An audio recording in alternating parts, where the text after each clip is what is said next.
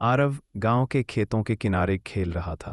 मिट्टी में हाथ लगाते ही उसे कुछ सख्त टकराया। उत्सुकता में उसने खोदना शुरू किया और थोड़ी देर बाद एक पुराना लकड़ी का बक्सा बाहर आया।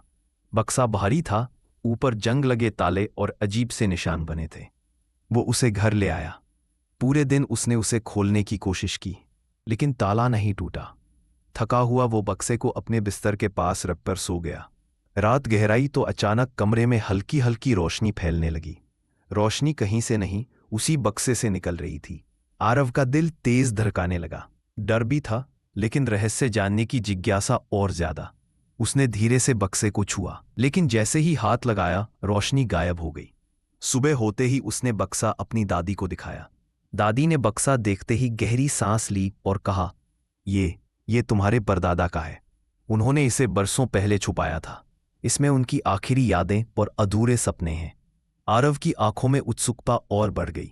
उसने पूछा, दादी अगर ये इतना खास है तो उन्होंने इसे क्यों छुपा दिया?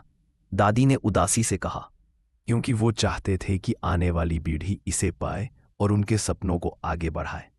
धीरे धीरे दादी ने ताले की चाबी अपने पुराने संदूक से निकाली और आरव को दी। कांपते हाथों से आरव ने ताला खोला। बक्से के अंदर पुराने खत, एक टूटा हुआ चश्मा और एक अधूरी डायरी थी। आरव ने सबसे ऊपर रखा खत खोला। उसमें लिखा था, अगर कभी ये बक्सा तुम्हारे हाथ लगे तो समझना मेरे सपने अब तुम्हारे हैं, उन्हें अधूरा मत छोड़ना। खत पढ़ते ही आरव की आंखें भर आईं। उसने दादी की ओर देखा और कहा, मैं उनके सपनों को जरूर पूरा करूंगा, चाहे कितनी भी मुश्किलें क्यों ना आए। दादी की आंखों में गर्व था। उन्होंने आरव के सिर पर हाथ रखा और कहा, यही असली विरासत है बेटा। सोना चांदी नहीं, बल्कि सपनों को आगे बढ़ाने की हिम्मत।